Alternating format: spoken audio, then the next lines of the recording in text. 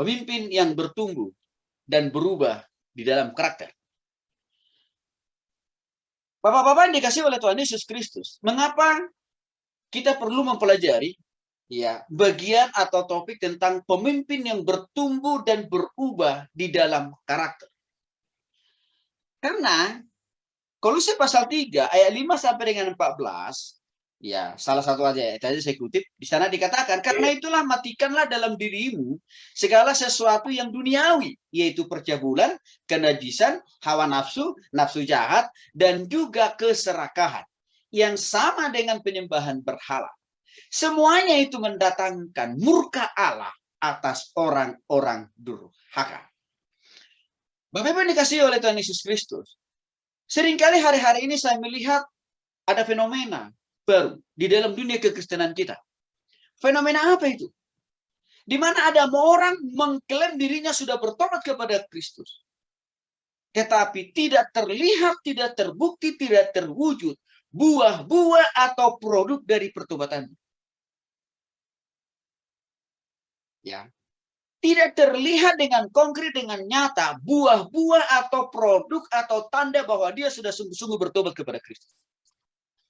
Saya ambil salah satu contoh saja. Minggu yang lalu saya mendengarkan sebuah khotbah di YouTube, Bapak-Bapak. Di mana di dalam YouTube itu ada seseorang artis rohani dulu. Ya, dia menciptakan banyak lagu rohani dan sekaligus juga menyanyikan banyak lagu rohani. Dan dengan popularitas itu, namanya makin terangkat, makin dikenal oleh banyak orang. Dan akhirnya, dengan popularitas itu, dia mengklaim dirinya seorang hamba Tuhan. Maka dari situlah bapak-bapak yang dikasih oleh Tuhan Yesus Kristus, dia diundang oleh banyak gereja-gereja. Karena dianggap orang yang satu ini betul-betul orang yang diurapi oleh Tuhan. Tapi tahukah Bapak Ibu yang dikasih oleh Tuhan Yesus Kristus? Setelah sekian lama beliau ini melayani Tuhan. Menciptakan banyak lagu rohani, ratusan bahkan menyanyikan. Tiba-tiba saja suatu saat dia menceraikan istri pertamanya. Di mana istri pertamanya ini adalah orang yang selalu setia dan menemani dia di masa sukar, di masa sulit, di masa-masa pahit. Di masa-masa penuh dengan pergumulan, di masa-masa mereka dulu tidak bisa makan dan minum.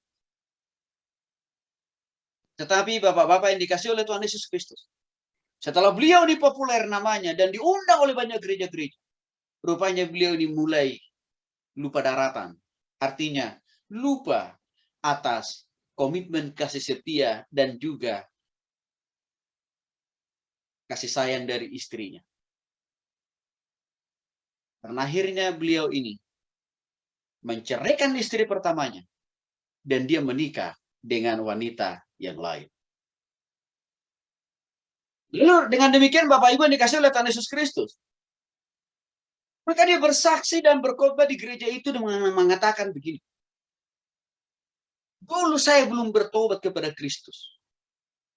Waktu saya menulis lirik banyak lagu dan bahkan juga menyanyikan banyak lagu rohani serta melayani Tuhan. Tapi saya sekarang sudah sungguh-sungguh bertobat kepada Kristus, itu kata dia. Tapi menjadi sangat ironis Bapak-bapak. Waktu dia katakan dulu dia belum bertobat, lalu hari ini dia sudah bertobat. Persoalannya, pertanyaannya adalah, apa bukti konkret daripada pertobatannya itu? Salah satu parameter, salah satu ukuran yang paling gampang dilihat dari seseorang yang sudah bertobat. Kalau beliau itu katakan sudah sungguh bertobat, harusnya dia harus menunjukkan buah pertobatannya itu. Dengan cara apa? Tinggalkan istrinya yang baru, kembali kepada istri yang pertama. Karena istri yang pertama belum mati. Itu baru benar bertobatnya.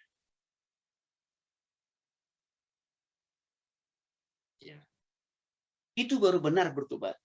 Artinya apa? Keputusan-keputusan yang pernah dia ambil, tindakan-tindakan yang pernah salah dia ambil, harus dia bertobat, harus dia kembali kepada keputusan yang pertama, kembali kepada istrinya, dan tinggalkan istri yang baru. Karena kenapa? Karena itu bagian daripada perzinahan. Tapi bapak-bapak yang dikasih oleh Tuhan Yesus Kristus, dia tidak berani menunjukkan, dia tidak berani menyatakan bahwa buah pertobatanku itu, saya sudah meninggalkan istri baru saya, lalu saya kembali kepada istri lama saya. Nggak berani dia. Bapak Ibu, kenapa dia nggak berani? Karena konsep pertobatan, konsep perubahan, konsep pembaharuan di dalam dirinya itu salah alias bengkok, bahkan sesat saya mau katakan itu. Dia hanya berpikir bertobat itu adalah hanya urusannya dengan Tuhan beres, tetapi dengan istri pertamanya nggak perlu diberes. Itu namanya nggak bertobat. Yang cepat. Kalau sungguh-sungguh beres hubungannya dengan Tuhan, komunikasinya dengan Tuhan, relationship-nya dengan Tuhan, maka dia harus juga menunjukkan keberesan hubungannya dengan Tuhan itu dengan membereskan hubungannya kembali dengan istri lamanya. Artinya kembali kepada istri lamanya dan kembalikan istri yang kedua kepada orang tuanya atau papa mamanya. Itu namanya baru bertobat. Bapak-bapak yang dikasih oleh Tuhan Yesus menjadi sangat penting kita membahas topik ini. Supaya kita tidak sampai menjadi memiliki konsep dan pemahaman yang salah seperti yang tadi. Ngakunya sudah bertobat kepada Tuhan, tetapi tetap hidup dalam perzinahan. Itu namanya bukan bertobat. Itu namanya tidak berubah itu. Untuk itulah bapak-bapak yang dikasih oleh Tuhan Yesus Kristus. Suatu saat ada sebuah lembaga survei internasional melakukan sebuah riset atau melakukan sebuah survei atau wawancara terhadap jutaan orang di beberapa negara di dunia. Termasuk salah satunya survei itu juga mereka lakukan di Indonesia. Apa yang mereka survei, Bapak-bapak? Mereka bertanya kepada setiap para responden di beberapa negara itu termasuk juga di Indonesia sendiri. Mereka mengajukan satu pertanyaan kepada setiap orang yang mereka wawancarai. Jenis pemimpin yang paling bagaimanakah yang mereka paling sukai atau yang paling mereka kagumi atau yang paling mereka inginkan untuk memimpin negara mereka, untuk menjadi pemimpin di dalam usaha pekerjaan dan bisnis mereka, bahkan untuk menjadi pemimpin di dalam rumah tangga. Itu pertanyaan yang diajukan oleh lembaga survei tersebut kepada ribuan responden itu. Hasilnya sangat mengagumkan. Kenapa?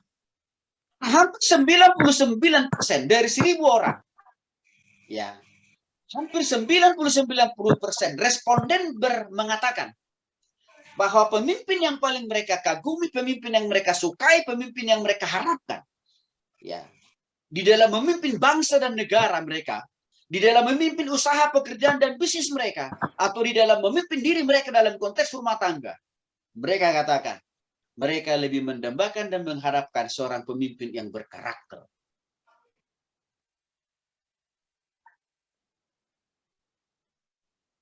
Bapak-bapak dikasih oleh Tuhan Yesus Kristus ini cukup mengagetkan. Karena kenapa? Yang dipilih, yang disukai, yang diminta oleh mereka itu adalah jenis pemimpin yang berkarakter. Bukan jenis pemimpin yang cerdas, yang pintar, yang hebat, yang kaya raya. Bukan itu yang mereka cari rupanya. Tapi yang berkarakter. Ini menjadi pertanyaan lanjutan. Emang ada apa sih dengan karakter? Mengapa mayoritas para responden memilih mereka lebih suka dengan para pemimpin yang berkarakter? Kenapa tidak lebih menyukai pemimpin yang hebat, pintar, cerdas, punya uang, kaya raya, punya popularitas, punya jabatan? Kan agak ironis ya Bapak-bapak ya. Kalau dibandingkan hal-hal yang saya katakan tadi dengan karakter kan kayaknya jauh banget jaraknya gitu. Tapi mereka punya alasan kuat. Mengapa mereka katakan bahwa mereka lebih menginginkan mendambakan sosok seorang pemimpin yang berkarakter? Alasannya salah satunya Bapak-bapak, karena mereka katakan begini. Kamu sudah terlalu trauma dengan dipimpin oleh orang-orang yang pintar, cerdas, hebat, kaya raya, tetapi minus karakternya. Itu sebagian besar alasan mereka. Salah satu yang mereka katakan, contoh konkret. Para pemimpin yang tidak berkarakter yang pernah memimpin bangsa mereka, negara mereka, itu menyebabkan negara mereka hancur babak belur. Jatuh di dalam kemiskinan. Walaupun hebat pemimpinnya. Tapi karena minus karakter, tapi bangsa mereka jatuh terpuruk dalam kemiskinan. Karena kenapa? Tingkat korupsi tinggi. Dan saya kira di Indonesia ini juga kita alami. Indonesia ini tidak kekurangan orang pintar. Indonesia ini tidak kekurangan orang hebat. Indonesia ini tidak kekurangan orang yang kaya raya. Tapi Indonesia sangat sulit ditemukan, sangat sulit dicari pemimpin yang berkarakter. Untuk itulah kenapa Komisi Pemberantasan Korupsi Indonesia perlu harus hadir dan lahir di negeri ini. Untuk menangkap para pemimpin-pemimpin yang tidak berkarakter. Karena kenapa? Kalau pemimpinnya tidak berkarakter, pasti dia akan menjadi virus yang akan merusak bangsa dan negara. Itu dalam bentuk contoh yang lebih luas. Sedangkan dalam bentuk contoh di dalam rumah tangga ada juga sebagian alasan mereka mengatakan kenapa mereka mendambakan seorang suami ya yang berkarakter. Karena mereka bilang begini. Saya melihat dengan mata kepala saya sendiri. Papa saya hebat, mama saya hebat. Tapi apa? Berantem terus setiap hari di rumah. Ini pengakuan dari anak-anak yang sudah dewasa, yang sudah mahasiswa, yang diwawancarai waktu itu. Bahkan orang tua saya itu saya lihat dengan mata kepala sendiri. Membunuh mama saya. Itu pengakuan anak-anak. Maka mereka juga mengatakan, saya menginginkan suatu saat saya punya suami yang berkarakter. Itu yang pertama dan yang utama. Bukan yang punya kekayaan, tapi karakter. Saya yakin Bapak-Bapak yang dikasih oleh Tuhan Yesus Kristus. Kalau kita ditanya sama karyawan, bawahan, staf, atau anak buah. Yang paling kita rindukan untuk kita ajak kerjasama di perusahaan kita. Di bisnis kita, di ruang lingkup pekerjaan kita. Saya yakin Bapak-Bapak juga akan lebih mengharapkan seorang karyawan, seorang staf yang berkarakter. Itu pasti harga mati yang pertama itu. Mengapa itu yang lebih banyak yang kita pilih? Karena seringkali ada orang yang IPK-nya 4, pintar, hebat, cerdas, lulusan perguruan tinggi ternama di Republik ini, bahkan juga lulusan dari Harvard University. Pintar dan cerdas dia, tapi tidak berkarakter. Waktu orang yang seperti ini kita rekrut menjadi tim, menjadi anak buah kita dalam usaha pekerjaan dan bisnis kita. Ngeyelnya luar binasa. Susah dibimbing, susah diajar. Bahkan dikasih kepercayaan. Dia pakai itu kepercayaan untuk apa? Menilap uang kas. Menilap gaji karyawan. Menilap pemasukan daripada perusahaan kita itu sendiri. Maka dalam hal ini mau saya mengatakan, pasti kalau kita ditanya pun, kita merindukan seorang karyawan baru, staf baru, anak buah yang berkarakter dulu. Baru yang kedua, kita katakan, kita butuh yang pintar. Bapak dikasih oleh Tuhan Yesus pertanyaan lanjutannya. Emang ada apa itu? Ada apa dengan karakter? Apa itu karakter? Karakter berasal dari bahasa Yunani, yaitu alat stempel. Yang kalau kita artikan dalam bahasa Indonesia, karakter itu adalah gambaran kualitas seseorang. Gambaran kualitas seseorang. Itu definisi pertama dari karakter. Contoh, Bapak-bapak. Ya. Kalau seseorang itu dia jujur, ya. Berarti itu menunjukkan karakternya, menunjukkan kualitas hidupnya. Oke. Atau di sisi lain arti daripada karakter itu adalah tanda yang membedakan ya dirinya dengan orang yang lain. Contohnya apa? Rajin. Rajin kan salah satu contoh karakter. Kalau kita punya bawahan, kita punya karyawan yang rajin. Lalu kita melihat punya karyawan yang super malas. Maka saya yakin dan percaya kita sebagai para pengusaha, sebagai profesional, pasti akan lebih suka dengan karyawan yang rajin itu daripada yang malas. Maka itulah sekali lagi, seringkali kita, para pengusaha-pengusaha ini lebih dapat mempercayakan usaha itu dikelola oleh orang yang rajin. Dibanding daripada orang yang malas kan Bapak-Bapak. Itu arti kedua daripada karakter. Atau pengertian lain daripada karakter itu adalah fitur atau ciri seseorang yang menggambarkan integritas. Integritas itu apa? Konsistensi antara omongan dan tindakan. Dalam pengertian lebih sederhana, integritas itu adalah bagaimana seseorang itu berani berkata A, tapi dia juga melakukan apa yang dia katakan, mempraktekkan apa yang dia katakan, dimanapun dalam keadaan apapun. Karakter itu juga memiliki arti moralitas seseorang dimanapun dan dalam keadaan apapun dia berada. Bapak-bapak dikasih oleh Tuhan Yesus Kristus, ini barang mahal. Ini barang langka hari-hari ini kita menemukan ini. Ya, susah kita menemukannya. Nah, karakter itu bapak-bapak, seringkali ada orang bertanya begini, Pak Tony, karakter itu bisa diubah nggak? Bisa. Tapi pengubahan karakter, pengubahan sikap, pengubahan parangnya atau juga perilaku itu harus dengan pertobatan kepada Kristus. Lalu ada lagi pertanyaan lain. Pak Tony, sebenarnya karakter itu dimiliki seseorang, apakah karakter itu sudah ada dalam diri setiap seseorang, dalam diri setiap orang? Ya, betul. Jadi waktu seseorang itu dilahirkan Tuhan ke dunia ini, sebenarnya sudah Tuhan materaikan juga, sudah Tuhan berikan juga di dalam diri setiap bayi itu, dia punya karakter. Jadi itu bawaan lahir. Tetapi ada persoalan bapak-bapak. Waktu manusia jatuh ke dalam dosa, karakter Kristus yang dijelaskan di dalam Kejadian pasal 1 ayat 26 sampai dengan 27 yang berkata, baiklah kita menciptakan manusia seturut dengan gambar dan rupa. Rupa itu bicara masalah karakter. Jadi artinya apa? Awalnya Tuhan itu menciptakan Adam dan Hawa itu sebenarnya segambar, serupa. Artinya apa? Memiliki karakter yang baik, yang benar dari Tuhan. Awalnya Adam dan Hawa itu. Sebelum mereka jatuh dalam dosa.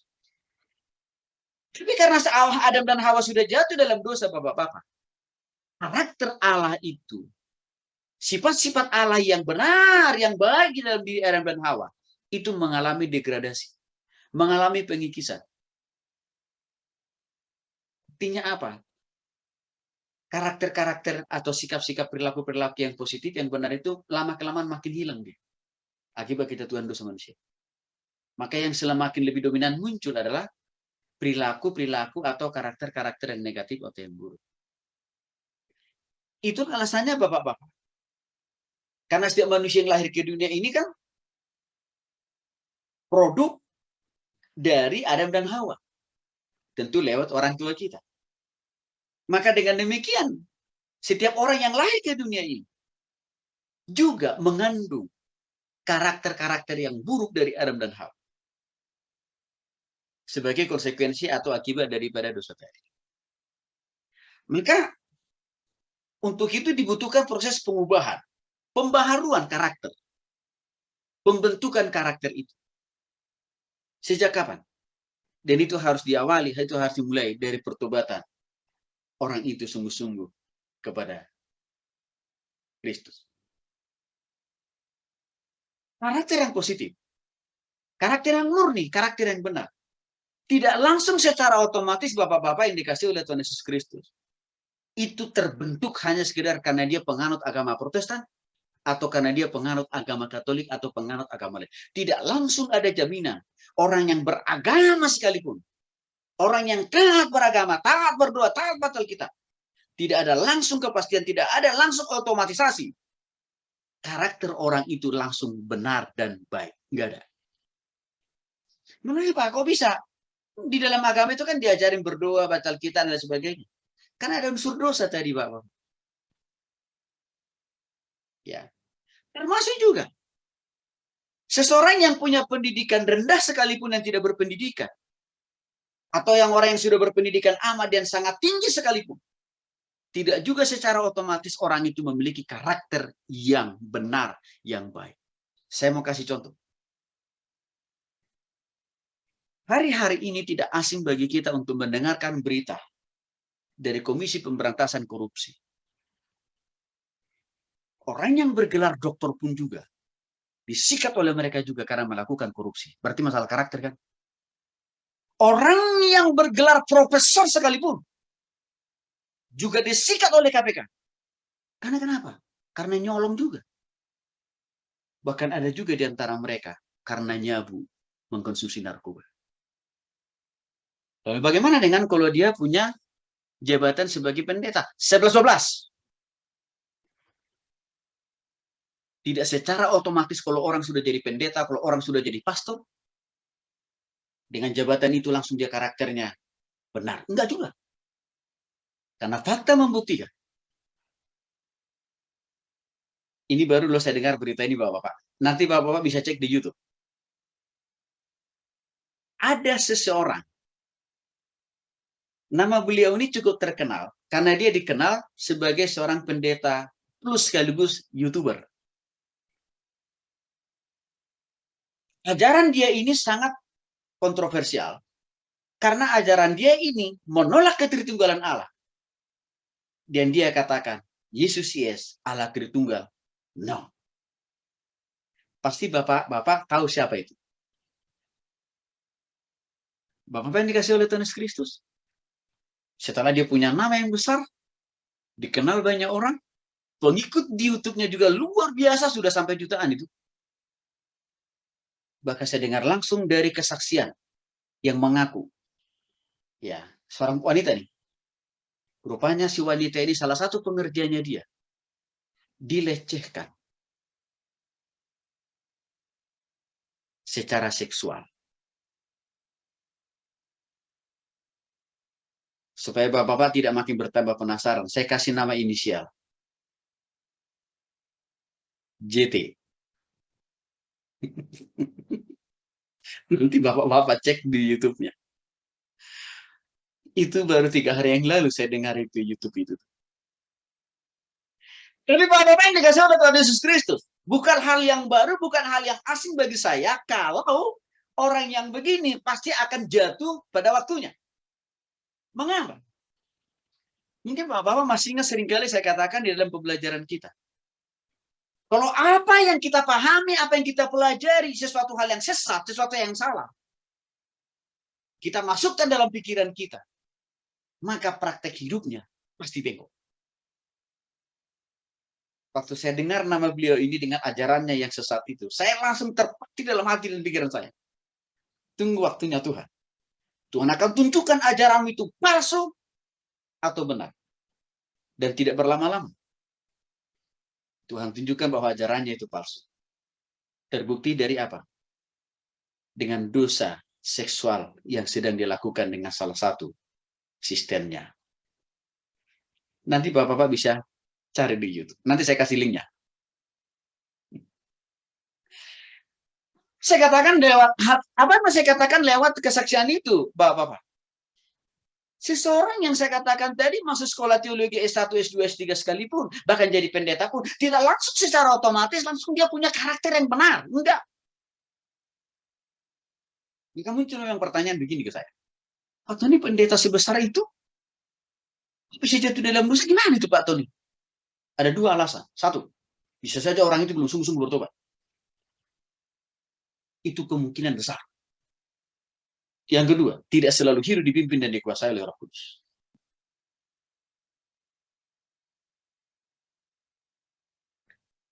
Bapak yang dikasih oleh Tuhan Yesus Kristus itu menjadi bukti. Status sosial, pendidikan yang tinggi, background sebagai hamba Tuhan, tidak langsung otomatis melahirkan karakter yang benar. Apalagi dengan warna kulit. Ya, juga tidak langsung otomatis karena warna kulit kita putih atau hitam atau kuning, langsat begitu ya. Tidak langsung juga secara otomatis langsung melahirkan karakter kita benar. Enggak juga. Termasuk kita lahir di dalam budaya masing-masing. Misalkan saya orang Batak. Tidak juga ada kepastian walaupun saya lahir di keluarga orang Batak. Langsung karakter saya benar. Enggak juga. Karakter saya diubahkan oleh Tuhan. Menjadi lebih baik karena saya sungguh-sungguh bertobat kepada Kristus. Dia di budaya itu tidak bisa mengubah karakter. Bahkan penjara Bapak-Bapak juga tidak serta-merta penjara mengubahkan karakter seseorang menjadi benar, menjadi lebih baik. Dan itu sudah terbukti. Buktinya apa Pak Tony? Bukan hal barang baru kita dengar. Ada orang yang bolak-balik masuk keluar penjara, masuk keluar penjara. Dan itu saya sering menemui orang-orang begitu. Kenapa Bapak Ibu? Karena waktu dia di penjara, Jeruji itu tidak langsung bisa mengubah karakternya menjadi lebih baik. Kecuali kalau dia sudah sungguh-sungguh bertobat kepada Kristus.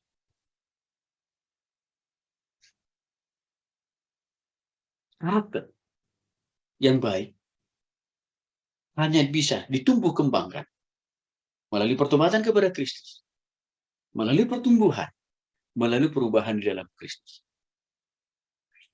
Maka untuk itu Bapak-Bapak yang dikasih oleh Tuhan Yesus Kristus,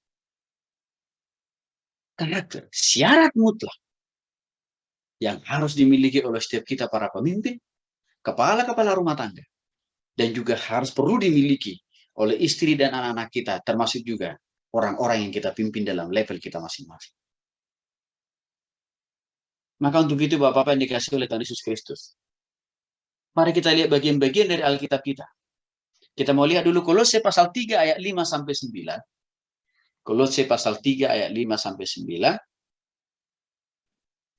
Pak Ridwan, apakah Bapak bisa membacakan buat kita Pak Kolose pasal 3 ayat 5 sampai 9 Pak?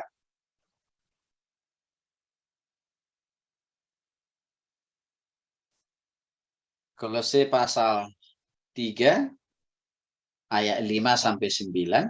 Bangga sambil dicari ya Pak Ridwan ya Pak ya. Sekalian dengan Pak Atet Pak, boleh dibacakan nanti disiapkan masih Kolose juga Pak. Rupanya sudah di ayat yang dibacakan oleh Pak Ridwan. Kolose pasal 5 ayat 9 udah nanti kita dengar situ juga sekaligus dengan ayat 6-nya dari Pak Ridwan. Oke. Baik. Kalau sudah menemukan Pak Ridwan, boleh dibacakan buat kita sama-sama ya Pak ya. Kolose pasal 3 Pak, ayat 5 sampai 9.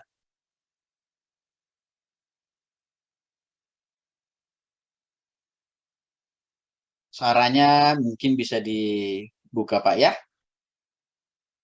Masih ketutup kelihatannya Pak, suaranya Pak, zoom-nya Pak Ridwan. Ya. Kolose pasal 3. Bentar aja balik lagi ke pencet lagi. Nggak apa-apa. Kita semua menunggu. Ayat berapa? Ayat berapa? Ayat Kolose 3 ayat 5 sampai 9, Pak. 5 sampai 9 ya, oke. Manusia baru. Karena itu matikanlah dalam dirimu segala sesuatu yang duniawi, yaitu percabulan, kenajisan, hawa nafsu, nafsu jahat, dan juga keserakahan yang sama dengan penyembahan berhala. Semuanya itu mendatangkan murka Allah atas orang-orang durhaka. Dahulu kamu juga Dulu kamu juga melakukan hal-hal itu ketika kamu hidup di dalamnya. Tapi sekarang buanglah semuanya itu, yaitu marah, geram, kejahatan, fitnah, dan kata-kata kotor yang keluar dari mulutmu. Jangan lagi kamu saling mendustai karena kamu telah menanggalkan manusia lama serta kelakuannya. Baik. Sampai situ aja, Pak. Sampai situ aja. Terima kasih. Baik. Terima kasih Pak Ridwan. Nah, Bapak-bapak oleh Tuhan Yesus Kristus. Pertanyaannya adalah, sebutkan jenis-jenis karakter atau sifat buruk yang masih melekat dalam diri kita selama ini. Mari Bapak-bapak kita cek, kita evaluasi diri kita masing-masing. Masih adakah karakter buruk, sifat-sifat buruk yang masih melekat di dalam diri kita selama ini? Kita dipandu dan ditolong oleh Kolose pasal 3 ayat 5 sampai 9 sebagai alat evaluasinya. Mari kita evaluasi masing-masing.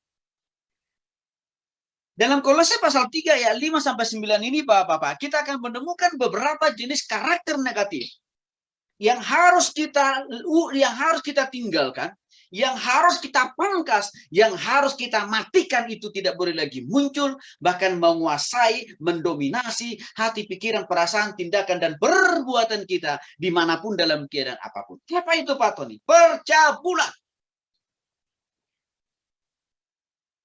Bapak dikasih oleh Tuhan Yesus Kristus.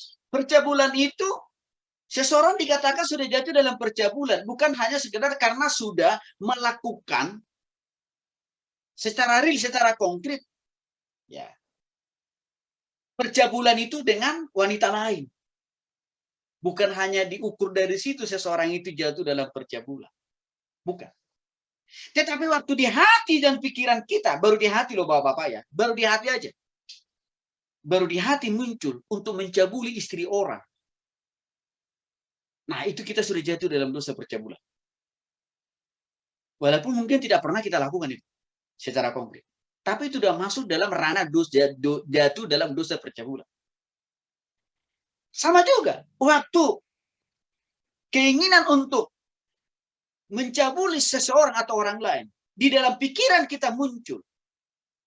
Ya, itu juga sudah masuk kategori kita jatuh di dalam dosa percabulan. Termasuk juga, waktu mata kita ini kita pakai, melihat sesuatu hal yang tidak memuliakan nama Tuhan, yang arahnya mendorong kita untuk memikirkan hal yang cabul, itu juga sudah salah satu bentuk percabulan. Kenapa ini perlu saya jelaskan? Karena seringkali orang Kristen menyempitkan, ya, atau mendegradasi arti percabulan itu hanya sebatas kalau dia sudah mencabuli istri orang. Enggak, itu hanya dampak aja. Tapi waktu ada niat di hati dan pikiran untuk ingin memiliki, untuk ingin memperlakukan istri orang seperti istri kita, itu juga salah satu, itu juga sudah bentuk dosa percabulan. Bapak-bapak, orang yang sudah bertobat kepada Kristus, ini tidak boleh semakin terus-menerus sering muncul di hati dan pikiran kita.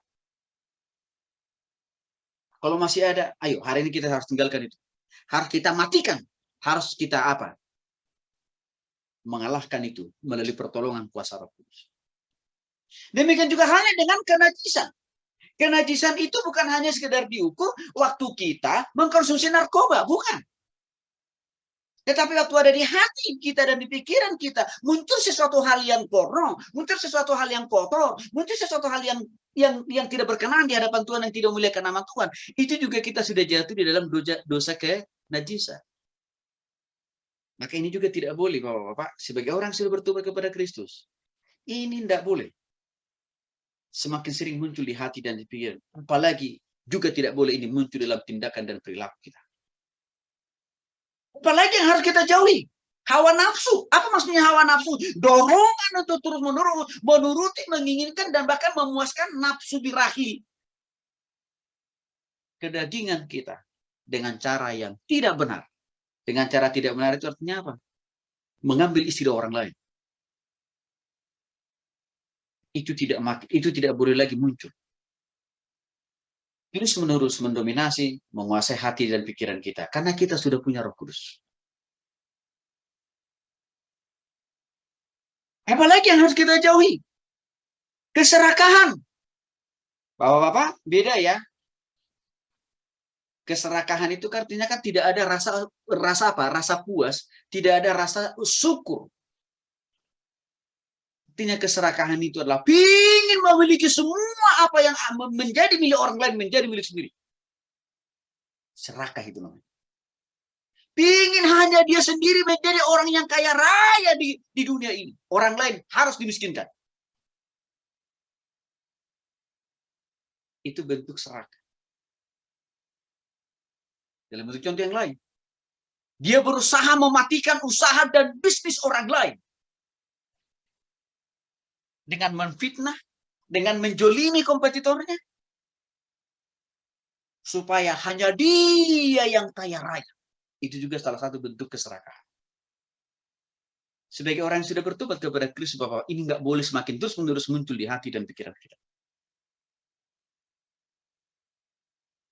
Maka untuk itu, Bapak-bapak, waktu Tuhan kasih kita punya pelayanan namanya Lembaga Pelayanan Pemimpin Indonesia, saya tidak pernah terbersih dalam pikiran saya untuk mematikan pelayanan orang lain, supaya pelayanan saya yang lebih hebat. atau supaya hanya pelayanan saya satu-satunya yang ada di muka bumi. Nggak pernah terbersih dalam pikiran saya itu. Karena saya punya keyakinan. Tuhan juga mengizinkan bukan hanya pelayanan saya yang perlu ada di dunia, tapi juga Tuhan juga menumbuh kembangkan pelayanan A, B, C, Z yang lain. Untuk apa? Untuk membawa jiwa bagi dia. Karena hari-hari ini bapak-bapak yang dikasih oleh Tuhan Kristus, keserakahan itu tidak hanya sekedar ada di dalam dunia sekuler, ada di dalam dunia usaha dan bisnis, ada di dalam dunia profesi. Bukan saja di situ keserakahan itu muncul, tapi di dunia pelayanan juga itu terjadi. Maka pernah saya sharingkan kepada bapak-bapak. Seseorang teman saya, dia sharing dan sambil dia menangis bapak-bapak. Karena kenapa? Jemaatnya yang sudah ratusan orang, tiba-tiba hengkang kaki pindah ke gereja lain. Bapak-bapak tahu apa? Alasannya apa masalahnya? Karena ada gereja tetangganya, gereja baru. Menjelek-jelekan gereja teman saya ini. Dengan tuduhan macam-macam. Supaya pindah jemaahnya ke gereja yang baru. Keserakahan itu juga ada kok di dunia pelayanan. Tapi bagi hamba Tuhan yang sudah sungguh-sungguh bertobat kepada Kristus, berhenti. Dan tidak boleh dikuasai oleh keserakahan. Apalagi yang harus kita tinggalkan. Sebagai orang sudah bertobat kepada Kristus, yaitu apa? Penyembahan berhala. Hati-hati bapak-bapak yang dikasih oleh Tuhan Kristus. Penyembahan berhala itu tidak hanya sekedar waktu kita menaruh patung di rumah kita, lalu kita memuja-muji patung itu. Itu memang salah satu bentuk penyembahan berhala. Tapi ada banyak penyembahan-penyembahan berhala di zaman modern ini yang kita sadar atau tidak sadar itu sedang kita lakukan. Apa contohnya? Deposito kita. Kekayaan kita. Tabungan kita. Usaha kita, bisnis kita, jabatan kita, pekerjaan kita. Hati-hati bapak-bapak. Secara sadar atau tidak sadar, kita bisa memberhalakan itu semua. Artinya apa? Mempertuhankan itu semua.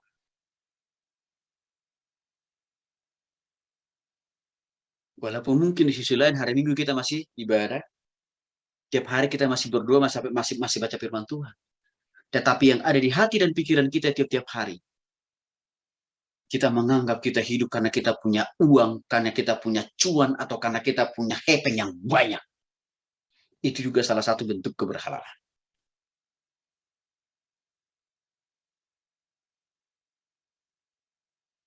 Ini harus kita jaga supaya jangan sampai ini berulang menguasai, memimpin hati, pikiran, dan hidup kita, Pak.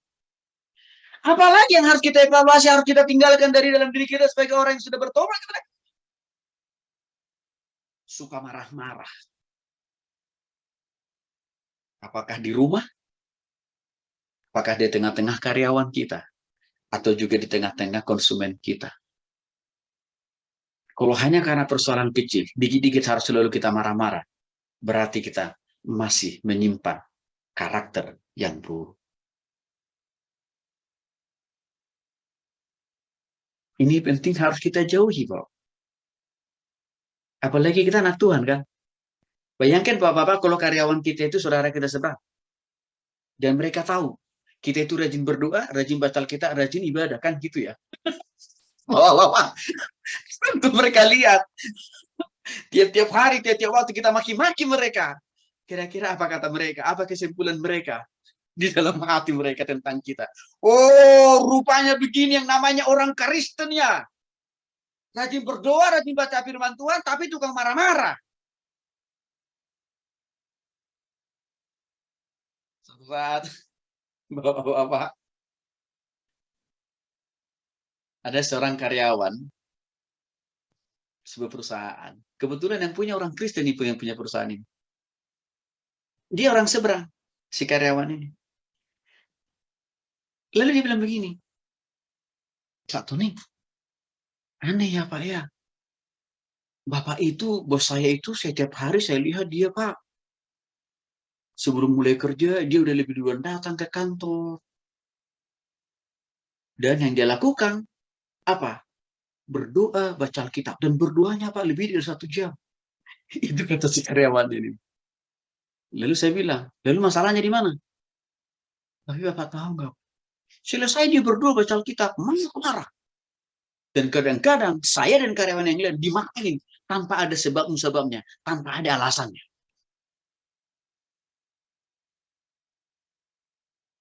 Ini terjadi. Bapak-bapak, ini nggak boleh ya muncul di dalam diri kita sebagai orang yang sudah bertobat. Geram. Apa arti kata geram itu? Selalu ingin membalas. Selalu ingin melampiaskan kemarahannya dengan cara-cara membuat kesalahan, membuat keputusan, tindakan-tindakan yang salah. Apalagi masih terus-menerus, ya, mau dipimpin dan dikuasai, ya, oleh kedagingan untuk melakukan kejahatan. Baik di hati, di pikiran, perasaan, tindakan, dan perbuatan. Salah satu contoh saya katakan tadi. Kalau kita melihat bisnis orang lain lebih berkembang, lebih maju. Lalu kita langsung berpikir, bagaimana caranya menghabisi bisnis orang itu, supaya bisnis saya yang lebih maju. Jangan lupa Bapak, kalau itu masih pernah terbersih dalam pikiran kita, ayo, harus tobat kita ya. Kalau kita mau berkompetisi Bapak-Bapak, mari kita berkompetisi dengan cara yang sehat. Tidak usah pakai cara-cara yang tidak benar, dengan menjelek-jelekan, dengan memfitnah orang lain, usaha orang, nggak usah lah. Berkompetisi yang sehat adalah kita menunjukkan bobot dan kualitas pelayanan kita terhadap konsumen. Dan juga apa? Kita menunjukkan bobot dan kualitas barang yang kita jual. Jadi nggak usah kita sibuk untuk memfitnah kompetitor kita. Itu menambah dosa. Dan itu tidak akan memindahkan. Itu tidak akan menambah jumlah konsumen kita. Enggak. Dan itu juga tidak makin Tuhan mudah memberkati kita. Tidak. Maka ini harus kita jaga dari hati kita. Karena seringkali juga Bapak-Bapak yang dikasih oleh Tuhan Yesus Kristus. Katanya sudah bertobat. Ya. Tapi apa? Masih suka fitnah sana fitnah sini kok. Ya. Ini persoalan ini. Ini saya katakan dari kasus yang dialami oleh teman saya. Jemaahnya pindah semuanya ke gereja yang baru. Karena kenapa? Karena gereja yang baru itu memfitnah teman saya ini. Padahal fitnahannya itu nggak benar. Hal apa lagi Bapak-Bapak yang harus kita jauhi? Sebagai orang yang sudah sungguh-sungguh bertobat kepada Kristus. Mengeluarkan kata-kata kotor. Apa Bapak?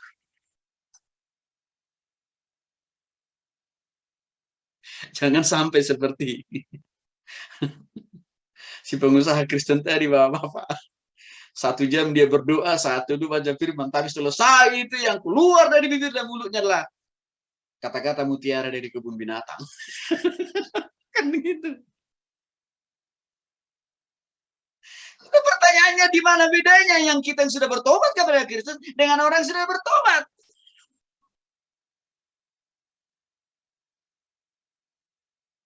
Harus kita tinggalkan ini.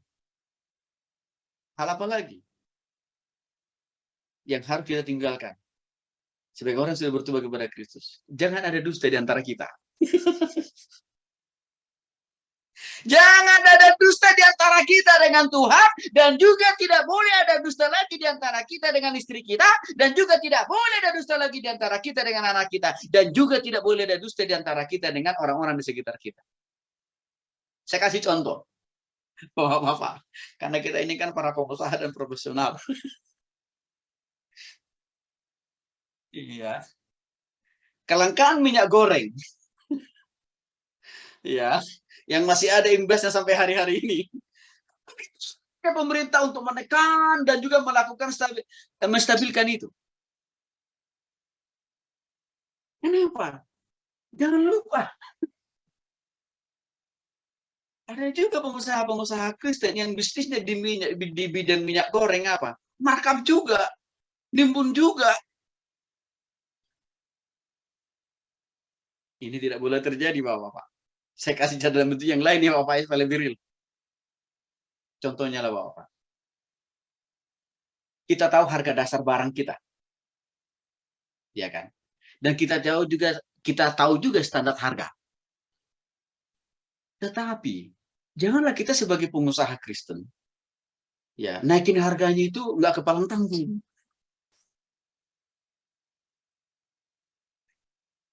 Iya kan? Kan itu juga bentuk dusta. Apalagi ini masalah timbangan, Bapak-bapak. Masalah timbangan.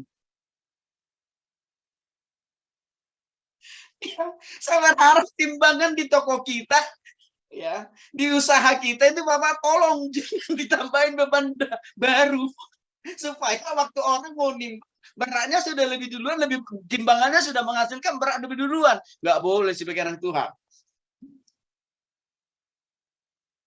Nggak boleh Bapak-bapak ya. Kan kita sudah dalam Kristus. Yang lama sudah berlalu, yang baru sudah harus datang dong. Kan gitu. Masalah timbangan ini. Terus apa lagi? Masalah ukuran. Ya, konsumen kita mintanya misalkan ya apa namanya? Ukurannya 5 meter, tapi yang kita kasih 2,5. Harganya harga 5 meter. Tidak boleh Bapak-bapak. Kalau kita mau diberkati oleh Tuhan, mari kita tegak lurus, bukan hanya berdoa kepada Tuhan, bukan hanya tegak lurus baca firman Tuhan, bukan hanya berpikir lurus dengan Tuhan, tapi juga dalam bekerja dan berbisnis, dalam berusaha, juga kita harus tegak lurus dengan Tuhan. Ini penting Bapak-bapak ya. Itulah jenis karakter buruk yang harus sudah pergi ke laut. Artinya harus kita tinggalkan, harus kita jauhi. Seringkali ada pertanyaan, emang Pak Tony ada konsekuensi kah? Ada hukuman kah? Jikalau karakter-karakter lama, saya itu yang buruk itu tidak pernah saya hentikan. Tidak pernah saya pangkas, tidak pernah saya gunting, alias tetap saya pertahankan, yaitu apa tadi? Berjabulan, kenajisan, bohongin orang, dan lain sebagainya. Kolose pasal 3 ayat 6 sudah dibaca oleh Pak Ridwan tadi. Jelas dikatakan di sana. Semuanya itu mendatangkan murka Allah. Orang-orang durhaka. Bapak dikasih oleh Tuhan Yesus Kristus. Konsumen kita sesama kita bisa kita tipu. Bisa kita bohongi. Tapi Tuhan tidak bisa kita tipu, tidak bisa kita bohongi. Untuk itulah penulis Amsal dan juga pemazmur berkata, mata Tuhan ada di mana-mana. Bukan hanya di bumi. Waktu kita ada di dasar bumi, alias kita sudah meninggal, kita tahu kita ada di situ. Ini menunjukkan. Mari Bapak-bapak yang dikasih oleh Tuhan Yesus Kristus. Bertambah detik, umur kita ditambahkan oleh Tuhan, bertambah menit, jam, hari, minggu, bulan, dan tahun. Harus makin tergerus, harus makin terbuang. Harus semakin minimlah itu karakter-karakter yang negatif. Supaya murka Allah, hukuman Allah atas kita tidak sampai menghampiri kita. Lalu pertanyaan lanjutannya, bagaimana caranya kita meninggalkan karakter-karakter lama kita atau karakter-karakter buruk kita? Di dalam ayat 5 juga sudah dibaca oleh Pak Ridwan tadi. Karena itu matikanlah dalam dirimu segala sesuatu yang duniawi. Yaitu apa? Percabulan, kenajisan, hawa nafsu, nafsu jahat, dan juga keserakahan. Yang sama dengan penyembahan berhala. Jadi cara meninggalkan, cara memangkas, menghentikan karakter-karakter lama, karakter-karakter yang negatif. Supaya tidak lagi mendominasi dan menguasai hati, pikiran, dan tindak tanduk kita tiap hari. Dikatakan di sini adalah matikan keinginan daging. Apa artinya matikan keinginan daging? Apakah kita mau disuruh langsung bunuh diri? Apakah kita mau disuruh langsung potong tangan, potong kaki, potong leher, cungkil mata? Bukan itu maksudnya. Tidak daripada matikan keinginan daging itu artinya adalah jangan menurutinya. Persoalannya adalah seringkali orang-orang Kristen itu masih menuruti keinginan-keinginan daging yang berpotensi membuat dia jatuh dalam dosa. Itu masalah. Lalu langsung dikutiplah itu ayat firman Tuhan yang mengatakan, daging lemah, ruh penurut. Sesat itu pemahamannya kalau begitu. Kalau kita jatuh dalam dosa, itu bukan karena Roh Kudus yang lemah, bukan. Roh kita, kedagingan kita maksudnya, lemah. Tidak mau melawan itu. Jadi bukan Roh Kudus ya Bapak ya. Yang lemah. Karena seringkali orang Kristen juga menyalahartikan, menyalatafsirkan ayat itu. Perhatikanlah keinginan daging. Artinya jangan menuruti keinginan daging, keinginan nafsu, ya, atau keinginan percabulan, kenajisan, keserakahan, ya, kemarahan, kejahatan, mengeluarkan kata-kata kotor atau berdosa. Jangan kita turutin, itu maksudnya mematikan. Tetapi lawanlah itu semua dengan pertolongan dan kuasa daripada Roh Kudus. Ini Bapak-Bapak. Lalu cara bagaimana yang kedua? Di dalam ayat 8 sampai 9 sangat jelas dikatakan di sana tadi sudah dibacakan. Tetapi sekarang buanglah semuanya itu apa? Marah, geram, kejahatan, fitnah, dan kata-kata kotor yang keluar dari mulutmu. Cara mengubah, cara memangkas karakter-karakter yang buruk atau yang lama atau yang negatif itu. Dikatakan sana, membuangnya dengan cara apa? Jangan kita melakukan. Jangan kita pergunakan hati kita, pikiran kita, mata kita, mulut kita, kuping kita, hidung kita, tangan kita, kaki kita. Jangan kita gunakan ini untuk apa? Menyimpan, melakukan semua hal-hal yang mengandung dosa. Semua hal-hal yang negatif. Yang negatif yang mana tadi? Yang di atas tadi, percabulan, kenajisan, hawa nafsu. Jangan kita mau mengotori hati, pikiran, perasaan, tindakan, dan perbuatan kita dengan hal-hal yang negatif. Cara yang ketiga, di dalam ayat 9 jelas, jangan lagi kamu saling mendustai, karena kamu telah menanggalkan manusia lama, serta kelakuannya. Apa artinya ayat ini, ayat 9 ini? Hubungannya dengan bagaimana cara kita meninggalkan karakter-karakter lama atau yang buruk. Artinya adalah menanggalkan karakter buruk tersebut dengan cara apa? Mari kita memberikan hati pikiran kita, perasaan kita ini Bapak-Bapak. Setiap waktu, setiap saat untuk selalu dipimpin, dikuasai, dan dikendalikan oleh Roh Kudus. Apa yang dikasih oleh Tuhan Yesus Kristus ini menjadi penting? Sebagai buah, sebagai bukti bahwa kita bertumbuh secara setiap detik, setiap menit, setiap jam, hari, minggu, bulan, dan tahun-tahun kehidupan kita ini. Bertumbuh dan berubah. Ya, secara karakter. Maka saya punya doa dan punya harapan. Dengan semakin banyak ayat Alkitab, firman Tuhan yang kita baca, firman Tuhan yang kita pelajari, apalagi kita semua di sini rata-rata juga melayani Bapak-Bapak ya. Jangan sampai ketinggalan. Karakter kita tidak berubah, tidak bertumbuh. Tapi harusnya semakin banyak firman Tuhan yang kita baca, yang kita paham, yang kita mengerti, semakin kita banyak melayani Tuhan. Harusnya sebanyak itu juga perubahan, pertumbuhan karakter kita dari waktu ke waktu. Apa ukurannya? Apa standarnya? Mari kita dengarkan dulu Pak Marino, boleh Pak bacakan buat kita. Masih Kolose pasal 3 kok Pak. Masih Kolose pasal 3. Cuman kita beralih sekarang ke ayat 9 sampai 11. Semangat Pak. Iya Pak, sebentar. Kolose pasal 3. Ya. Kolose pasal 3 ayat 9 sampai 11.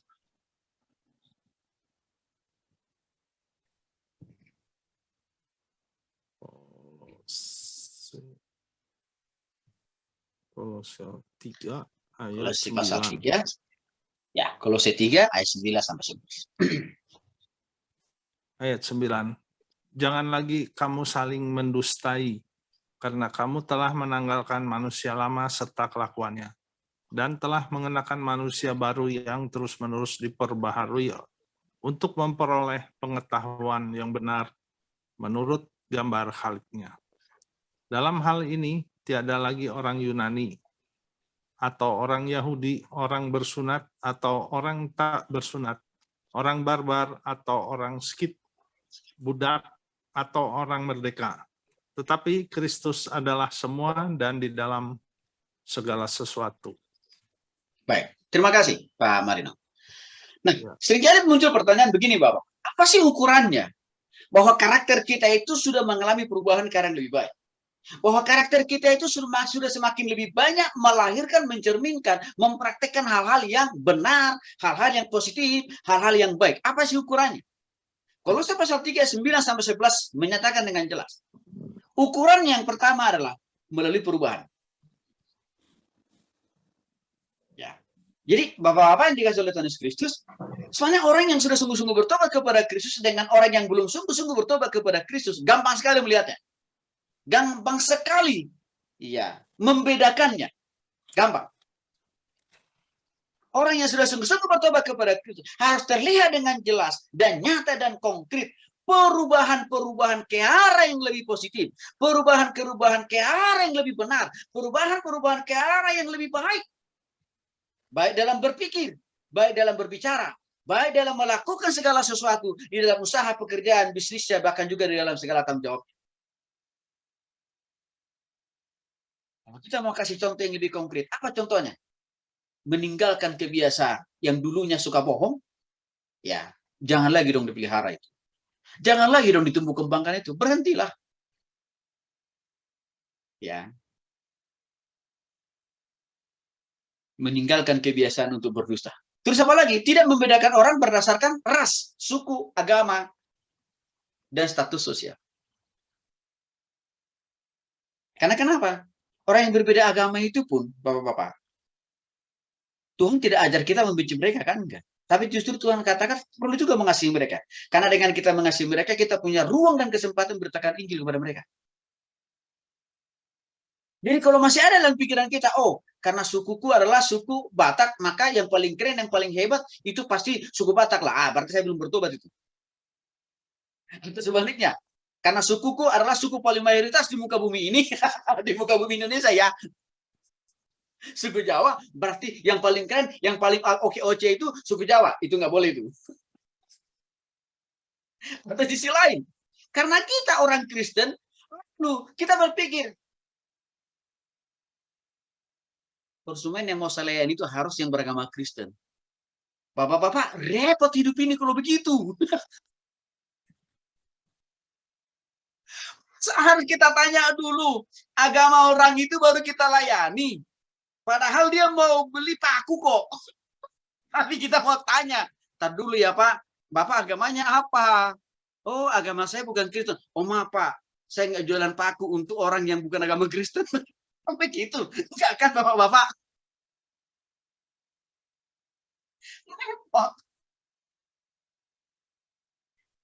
Tuhan tidak hanya memilih, menetapkan kita itu menjadi saluran berkat untuk orang yang seagama dengan kita.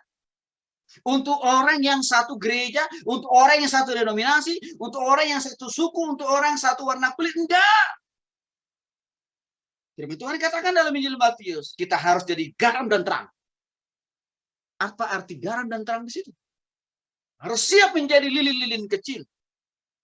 Di antara orang-orang yang belum mengenal Yesus. Di antara orang-orang yang tidak satu keyakinan, tidak satu suku, tidak satu warna kulit kita. Kita harus siap jadi terang. Garam. Apa artinya di situ? Kita harus siap memberikan pengaruh yang positif. Melalui kesaksian totalitas hidup kita. Kepada karyawan kita, kepada konsumen kita, atau kepada atasan kita, atau juga kepada orang yang sejawat kita, atau juga kepada anak buah kita. Baik dalam perkataan, baik dalam tindakan, bahkan juga dalam perbuatan. Itu baru kita namanya sudah clear. Ya, atau sudah menunjukkan buah pertobatan, buah pembaharuan ke arah yang lebih baik. Maka Bapak-Bapak yang dikasih oleh Tuhan Yesus Kristus, kalau saya ngajar di kampus umum itu, mata kuliah umum, ya, udah pasti mahasiswa saya itu kan bukan hanya orang Kristen, pasti ada yang beragama lain juga. Di awal langsung saya selalu tekankan kepada mereka, penilaian saya itu tidak didasarkan atas agama, suku, budaya. Tapi selalu saya katakan kepada mahasiswa saya, Anda menunjukkan kerajinan, Anda pintar, Anda cerdas, apapun agamamu beda dengan saya, suku mungkin beda dengan saya. Anda berhak saya kasih dapat nilai yang terbaik. Itu menunjukkan bahwa saya tidak rasis. Itu menunjukkan bahwa saya sudah berubah. Tidak lagi hanya memandang orang yang satu agama dengan saya, yang perlu saya layani, yang perlu saya kasih. Enggak. Bapak-bapak yang dikasih oleh Tuhan Yesus Kristus. Kan kita tidak bisa memilah-milih konsumen yang harus satu suku, yang harus satu agama, harus satu gereja untuk jadi saluran berkat, jadi konsumen, jadi saluran berkat, menjadi konsumen berkat, kita kan tidak bisa. Karena Tuhan bisa mengirim siapapun, dari manapun, agama apapun. Maka kita harus siap juga untuk memberikan pelayanan yang prima atau yang terbaik buat mereka. Tanpa memandang latar belakang dan perbedaan-perbedaan itu. Karena saya lihat hari-hari ini Bapak-Bapak, ini jadi masalah juga.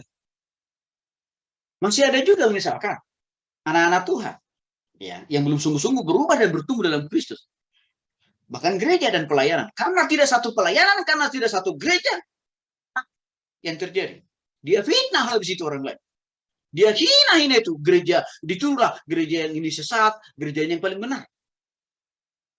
Hal dia tidak bisa menunjukkan di mana kesalahan pengajaran.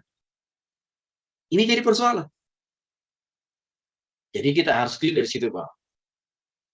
Pertanyaannya, mengapa orang percaya harus meninggalkan manusia lama atau karakter-karakter lama, sifat-sifat yang lama, sifat-sifat yang buruk atau negatif itu tadi sudah dibacakan oleh Pak Herman juga dalam Kolose pasal 3 di ayat 6 dikatakan di sana. Semuanya itu mendatangkan muka Allah. Ya. Jadi, maaf, saya baca aja buat kita. Dalam Kolose pasal 2, supaya lebih cepat aja saya baca ya. Ayat 6 dikatakan di sana Bapak-bapak. Kamu telah menerima Kristus Yesus Tuhan kita. Karena itu hendaklah hidupmu tetap di dalam Dia. Artinya apa? Mengapa orang, kalau ada pertanyaan, mengapa orang percaya harus meninggalkan manusia lamanya, atau sifat dan karakter, atau perangai lamanya, atau perilaku lamanya yang buruk itu? Karena dalam Kolose 2, sudah jelas dikatakan. Kan karena kita sudah sungguh-sungguh bertobat kepada Kristus. Karena Kristus sudah ada dalam hati kita. Dan juga karena Roh Kudus sudah dimateraikan dalam diri kita. Menopang dan menolong kita. Bertambah hari, minggu, bulan, dan waktu yang Tuhan berikan. Harus dong mencerminkan cara berpikir, perilaku, sifat, dan perbuatan yang semakin lebih baik. Bapak-bapak yang dikasih oleh Tuhan Yesus Kristus, kita harus menjadi pemimpin yang bertumbuh dan berubah dalam karakter. Bukan hanya sekedar bertumbuh dalam doa, bertumbuh dalam iman, bertumbuh dalam pembacaan firman Tuhan. Tapi juga harus bertumbuh di dalam karakter, di dalam perbuatan, dalam tindak tanduk. Karena sekali lagi, ada banyak orang Kristen hanya menganggap dia perlu bertumbuh dalam kehidupan doanya, bertumbuh di dalam imannya kepada Tuhan, bertumbuh di dalam pembacaan firman Tuhan, tapi alpa, absen, nihil, bukti pertumbuhan perubahan karakter. Dan ini jadi persoalan. Saya sudah ungkapkan tadi kepada Bapak. Ada orang satu dunia satu jam. Tapi selesai dia satu dulu. Tidak ada sedikit pun menunjukkan kata-kata yang keluar dari mulutnya kepada istrinya, kepada anaknya, kepada karyawannya, kepada stafnya, kepada konsumennya. Yang positif. Tapi justru menghina, memaki, dan mengancam. Berarti ini ada kesalahan besar. Ini tidak boleh terulang. Ini tidak boleh terjadi di dalam diri kita. Bapak-bapak yang dikasih oleh Tuhan Yesus Kristus. Mari kita menjadi pemimpin yang bertumbuh. Secara karakter. Tapi juga berubah di dalam karakter. Sebagai bukti bahwa Tuhan Yesus sudah dalam hati kita. Roh Kudus juga ada dalam diri kita. Saya akan tutup bagian pelajaran kita ini malam hari ini. Seperti saya janji saya di awal tadi.